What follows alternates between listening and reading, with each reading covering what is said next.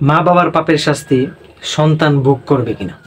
না, এটা হচ্ছে একটা কুসংস্কার। আমাদের দেশের মধ্যে কিছু কুসংস্কার রয়েছে।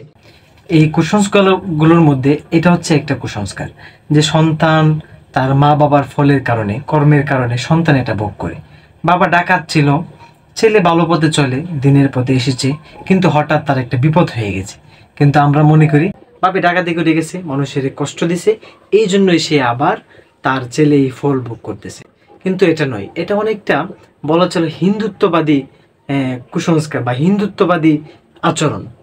এটা মুসলিমরা কোনো সময় অন্য ধর্মকে ছোট করে না, তবে তাদের ধর্মের মধ্যে একটা আপনার রিপিটেডলি বারবার পুনর্জন্ম এটার একটা যে বিষয় আছে, সেখানে বলা আছে যে কেউ যদি বর্তমান সময়ে একটা খারাপ কাজ করে, তাহলে তার পরবর্তী জন্মে সে হয়তো বা পশু পাখি হয়ে জন্মাবে, নয়তো বা তার নিকৃষ্ট কোনো একটা কিছু হয়ে জন্মাবে বা গরিব হয়ে জন্মাবে। কিন্তু ইসলামে এটা বলে নেই। আল্লাহ পাক রব্বুল আলামিন কোরআনে বলেছেন সূরা বনী ইসরাঈলের 15 নম্বর আয়াতে মাঝখানের অংশটুকু, সেখানে আল্লাহ পাক বলেছেন ওয়ালা তাজিরু ওয়াজিরাতু উযরা উখরা, যে এক প্রাণ অন্য প্রাণের বোঝা কখনো গ্রহণ করবে না। ওই দিন যে ব্যক্তি পথভ্রষ্ট হবে সে তার নিজের জন্যই পথভ্রষ্ট হবে। আজকের দিনে যে হেদায়েত প্রাপ্ত হবে তার নিজের জন্যই ভালো বা কল্যাণ ডেকে আনবে। আর কেউ কোনো সময় অন্যের বোঝা বহন করবে না। আর আল্লাহ পাক রব্বুল আলামিন কোনো সম্প্রদায়কে শাস্তি দেন না যতক্ষণ পর্যন্ত তাদের মধ্যে কোনো বার্তাবাহক বা রাসূল না পাঠান।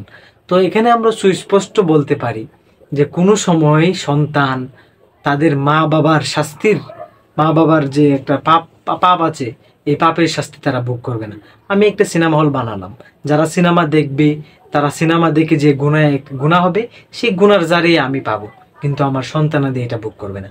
আমি একজন মানুষকে খারাপ পথের জন্য দাওয়াত দিলাম, এই জন্য যারা খারাপ কাজ করবে তাদের কাছ থেকে আমি গুনাহে জারিয়া পাবো, কিন্তু আমার সন্তানাদি, আমার পিতা মাতা সেটা ভোগ করবে না।